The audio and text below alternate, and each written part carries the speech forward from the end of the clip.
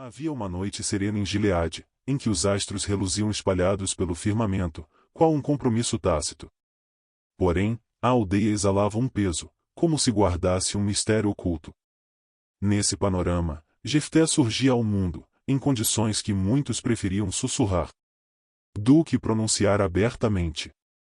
Ele era descendente de Gileade, sim, mas não da sua consorte.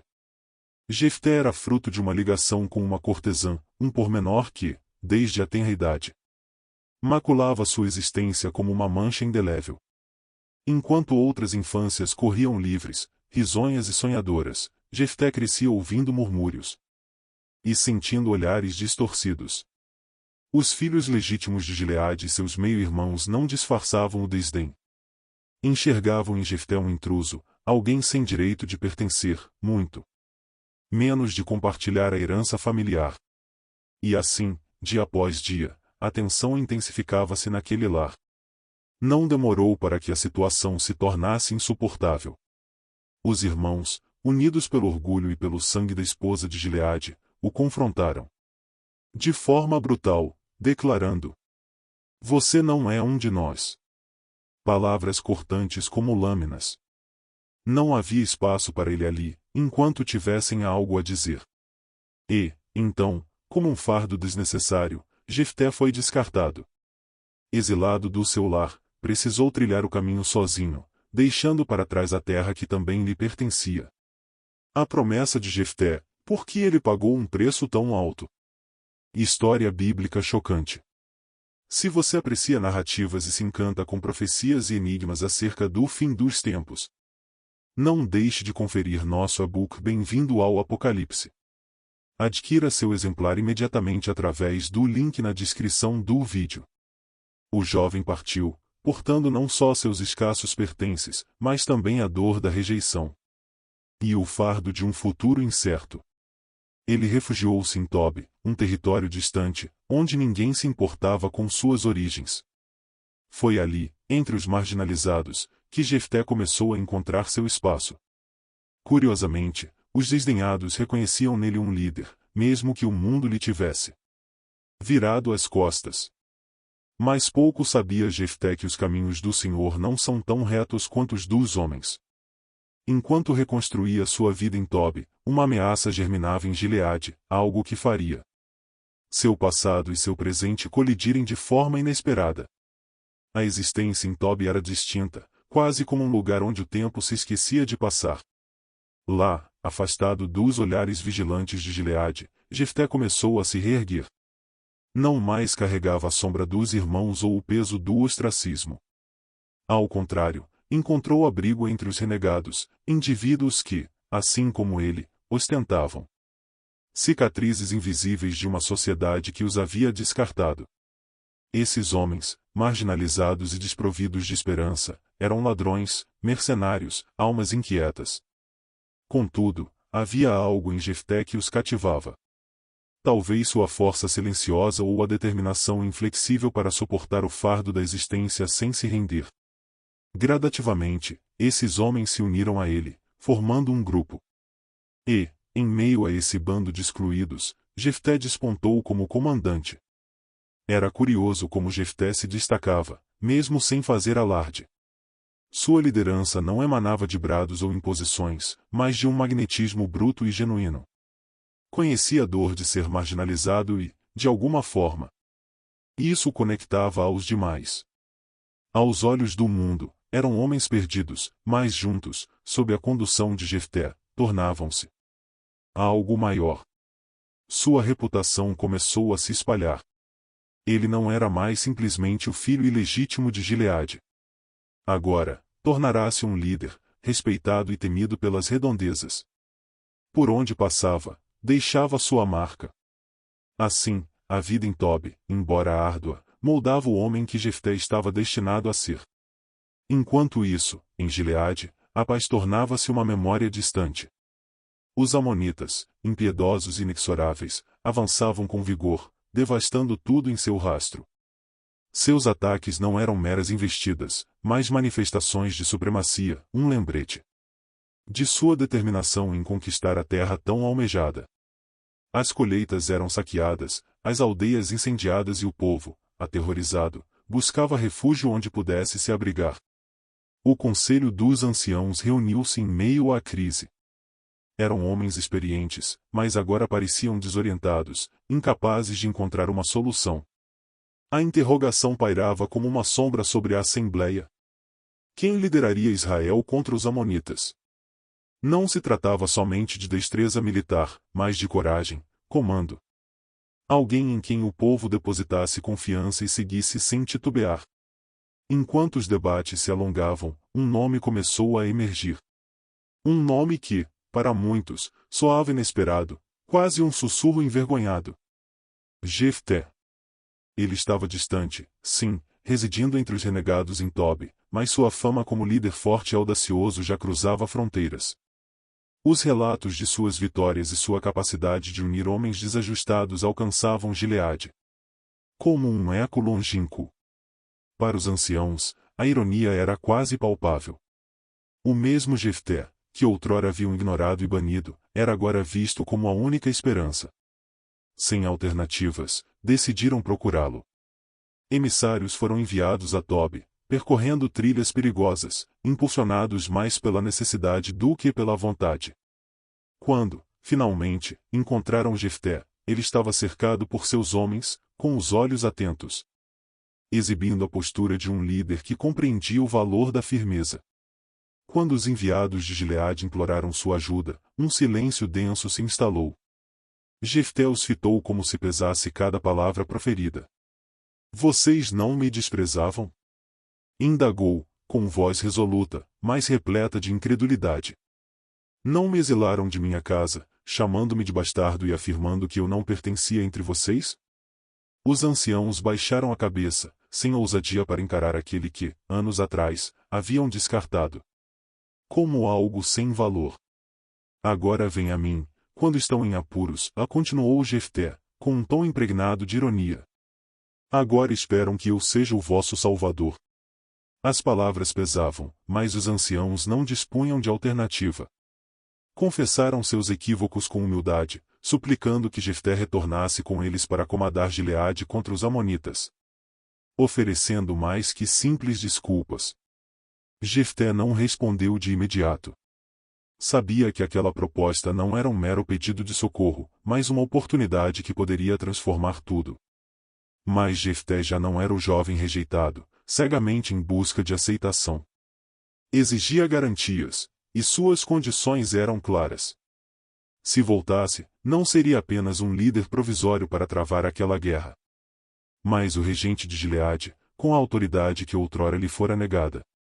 Os anciãos consentiram, jurando pelo Senhor que manteriam sua palavra. Ainda assim, Jefté compreendia que tal missão não seria simples. Os amonitas não se submeteriam somente a promessas, e antes de mais nada, ele precisava preparar-se para enfrentar o inimigo, assim como os fantasmas do passado que incessantemente o assombravam. Com o pacto firmado e o retorno garantido, Jefté foi conduzido de volta a Gileade. Todavia, sua chegada não foi comemorada como a de um herói enaltecido. Os olhares que o varriam pelas ruas eram curiosos, desconfiados, alguns até hostis. Muitos ainda recordavam o jovem exilado, o bastardo marcado pela origem. Entretanto, havia nele algo diferente agora, e a postura ereta, o olhar firme, o semblante de quem conhecia tanto o desprezo quanto o comando. Não mais um rapaz desprezado, mas um homem forjado na severidade de Tob. Os anciãos o apresentaram ao povo e anunciaram sua decisão. Jefté seria o comandante de Gileade, o homem que lideraria a batalha contra os amonitas. Aceitou o encargo, ciente de que a liderança não se provava apenas com palavras. Antes de empunhar a espada, Jefté optou por uma abordagem diversa. Enviou mensageiros ao rei dos amonitas, buscando uma resolução pacífica. Não era gesto de fraqueza, mas estratégia. Sua mensagem foi concisa e fundamentada na própria história de Israel. Esta terra, afirmou, não fora subtraída de vocês, mas dos amorreus que Deus concederá ao seu povo. Por que agora reivindicam-na, depois de tanto tempo? Suas palavras exalavam firmeza e razão, mas também prenunciavam o que se sucederia se o rei insistisse. O monarca dos Amonitas, contudo, rejeitou a tentativa de conciliação. Não almejava narrativas ou argumentos, desejava terra, almejava poder. A resposta foi um silêncio retumbante. A guerra era inevitável. Jefté acolheu a notícia com serenidade, mas, em seu íntimo, a decisão já estava tomada. Se o diálogo falhasse, prepararia-se para o confronto. Mas, antes de adentrar o campo de batalha, Jefté realizou um ato que marcaria para sempre seu destino. Na véspera do combate, isolou-se em introspecção. O peso da responsabilidade sobre seus ombros era esmagador. Não se tratava apenas de um conflito por terras ou vingança, mas do futuro de Gileade e de Israel. Sabia que o povo depositava nele esperança, embora também nutrisse dúvidas. E, mais que tudo, Jefté questionava se estaria à altura do chamado. Então, num ato de fé desesperada, voltou-se ao Senhor. Ajoelhado, com as mãos firmemente cerradas como quem segura o próprio destino, Jefté fez um juramento. Se entregares os amonitas em minhas mãos. Ele prometeu com a voz embargada. O primeiro ser que sair das portas da minha casa para me saudar, eu ofertarei ao Senhor como sacrifício. Foi uma promessa proferida com a mais pura sinceridade, mas também imbuída da urgência de quem necessitava de um auxílio maior para triunfar. Esse voto, que aparentava ser sinal de devoção, carregava um fardo invisível. Jefté levantou-se daquele momento com uma determinação renovada, como se tivesse confiado suas inquietações ao Senhor. Com o juramento selado, convocou seus homens, aqueles que o haviam seguido em Tob, e partiu rumo ao adversário. Os campos de combate aguardavam, impregnados de tensão. Os amonitas eram numerosos, confiantes na vitória, mas Jefté possuía algo que eles não conseguiam discernir. Contava com o auxílio do Senhor e com a convicção de que, com aquele voto, realizava algo maior que a própria existência. O som dos passos ressoava enquanto o exército avançava, e o coração de Jefté pulsava como um tambor. Estava pronto para a luta, apto para comandar. Mas pouco sabia que a maior batalha não se encontrava adiante, nos campos ensanguentados. E sim, à espera dele, no limiar de sua própria casa. O campo de combate transformou-se num cenário de gritos, aço e poeira. Jefté, com a espada em punho, liderava o exército de Israel como se possuído por uma força superior. Os amonitas, que outrora marchavam confiantes, logo perceberam que enfrentavam algo mais potente que mera estratégia ou número. Parecia que os céus se uniam à luta ao seu lado. A batalha foi feroz, mas a vitória de Israel se mostrou retumbante. O povo, que fora oprimido, ergueu a cabeça em meio aos escombros do conflito. Os amonitas foram derrotados e a terra liberta. As notícias do triunfo se espalharam rapidamente por Gileade, como um fogo que aquecia corações frios. Jefté não era mais apenas um líder, mas um libertador. Contudo, mesmo com os festejos dos combatentes, Jefté mantinha o olhar fixo no horizonte. O juramento feito ao Senhor ressoava em sua mente como um lembrete constante. Não sabia o que o aguardava ao retornar, mas tinha consciência de que sua palavra estava selada, sem retorno possível. A marcha de volta foi solene. Os homens entoavam cânticos de vitória e o povo de Gileade se aglomerava para saudar seu herói. Porém, Jefté, entre as aclamações, carregava uma inquietude. Quem seria o primeiro a emergir de sua morada para o receber? Sabia que um voto ao Senhor era sagrado e, mesmo em meio à euforia do triunfo, não podia dissipar o peso da incerteza. Quando, enfim, as portas de sua casa se descortinaram ao longe, avistou o que se aproximava. O que corria para encontrá-lo não era servo nem animal, mas sua filha, sua única filha, que dançava ao som dos cânticos de vitória, celebrando o regresso do pai. Seu sorriso era puro, a alegria contagiante, mas para Jefté, aquele instante se impôs como uma tempestade de dor. Sabia o que havia prometido e que o destino se apresentava inexorável. Ao vê-la correr para seus braços, Jefté ajoelhou-se, subjugado pelo peso da realidade. Com a voz trêmula, exclamou: "Filha minha, tu me proporcionaste a maior ventura, mas também a maior aflição. Fiz um voto ao Senhor que não posso revogar."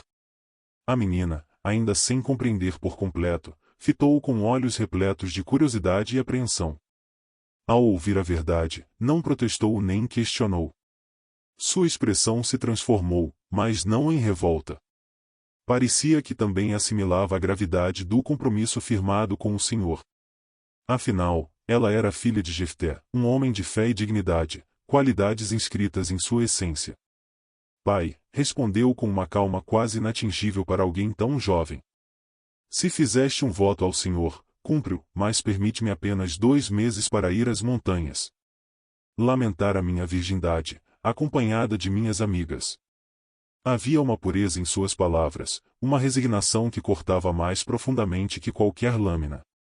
Jefté assentiu, permitindo que sua filha seguisse seu caminho. Durante 2 meses, ela percorreu as montanhas, lamentando não somente a vida que deixaria de viver, mas também o fardo que seu pai carregava. Cada dia era como um suspiro de adeus, cada instante, um prenúncio do que estava por vir. E então, findado o tempo, ela retornou, pronta para honrar o destino selado pelo voto de Jefté. Quando Jefté cumpriu seu juramento ao Senhor, um silêncio pesado recaiu sobre Gileade, como um manto de luto. A dor maculava seu peito, como se o ar se tornasse sólido. A vitória contra os amonitas era inquestionável, mas ninguém festejava como outrora. O sacrifício consumado espalhou-se entre o povo, transformando-se numa narrativa sussurrada, permeada de respeito e tristeza. Ainda que tenha cumprido sua promessa, Jefté não encontrava paz interior. Entretanto, a calmaria em Gileade durou pouco. A tribo de Efraim, célebre por sua soberba, aproximou-se com ressentimento e ira. Transpassaram o Jordão em grande número, armados e decididos a cobrar uma dívida. Exclamando: por que não nos chamastes para lutar contra os amonitas? Agora, incendiaremos tua casa, com você nela aprisionado. Palavras inflamadas, repletas de orgulho ferido, mas Jefté ouviu-as com uma calma ameaçadora. Havia uma amarga ironia na conjuntura. Quando for exilado e humilhado, Efraim não se importara. Agora, após a vitória concedida pelo Senhor, chegavam não para agradecer, mas para exigir participação no triunfo. Jefté, que já conhecera o sabor da rejeição, não se submeteria à afronta. Vocês não estiveram presentes quando precisávamos, retrucou com voz firme. Lutei porque não havia ninguém para nos salvar. E agora, que o Senhor nos concedeu a vitória, venham reclamar como se tivessem direito. O embate verbal logo se converteu em uma verdadeira batalha de palavras, onde o sangue fraterno manchou o solo. Jefté prevaleceu novamente, embora cada vitória trouxesse um fardo maior que o anterior. No fim, tornou-se o líder que todos necessitavam, porém, suas conquistas estavam marcadas por perdas. Ainda assim, sua trajetória não findava ali. Os dias de Jefté, à frente de Israel, foram pautados por uma serenidade que refletia as sombras do passado. Governou por 6 anos um período de paz externa relativa, mas com feridas profundas no íntimo. A guerra contra os amonitas fora concluída, o confronto com Efraim vencido, mas o custo das vitórias era evidente em cada ruga de seu semblante e no peso silencioso de seus passos. Embora reverenciado como libertador, Jefté jamais se desvinculou das memórias do sacrifício realizado. Seu lar, outrora repleto de promessas e risos, transformará-se em um espaço vazio, onde ecos do pretérito sussurravam em cada recanto. O povo reconhecia seu valor, mas ele sabia que os olhares de muitos continham mais compaixão do que admiração. Não houve celebração em sua liderança, apenas a resignação diante do inevitável. Ainda assim, Jefté permaneceu fiel ao papel que o Senhor lhe destinara. Tornou-se um juiz resoluto, guiado não por ambição, mas por um senso inabalável de dever. Aquele que fora repudiado e marginalizado converteu-se na figura central da história de Israel. Um lembrete de que Deus escolhe líderes de maneira que transcende o entendimento humano. Contudo, o silêncio que permeava seu comando era tão eloquente quanto os gritos de vitória no campo de batalha. Parecia que cada decisão, cada ação, era uma tentativa de conciliar o homem que fora com o peso das perdas sofridas.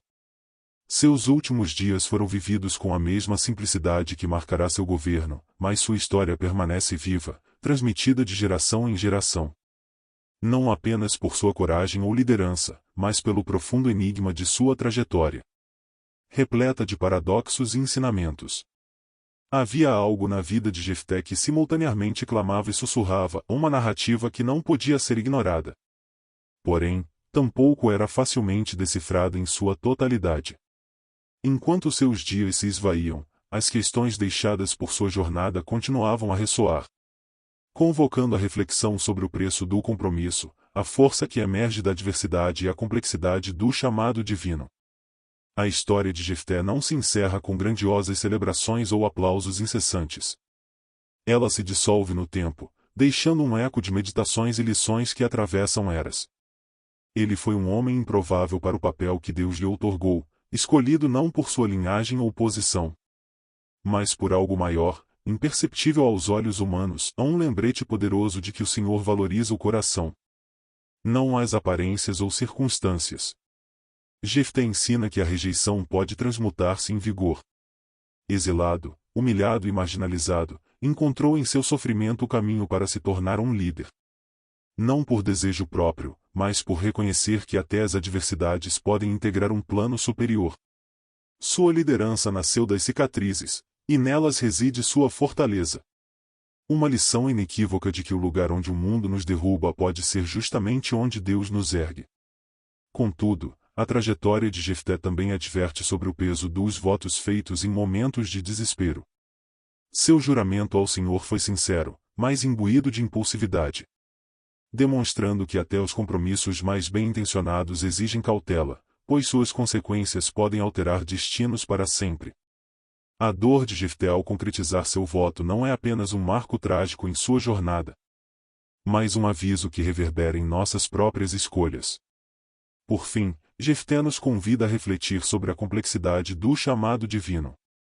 Seu caminho não foi desprovido de obstáculos ou sofrimento, mas foi repleto de significado.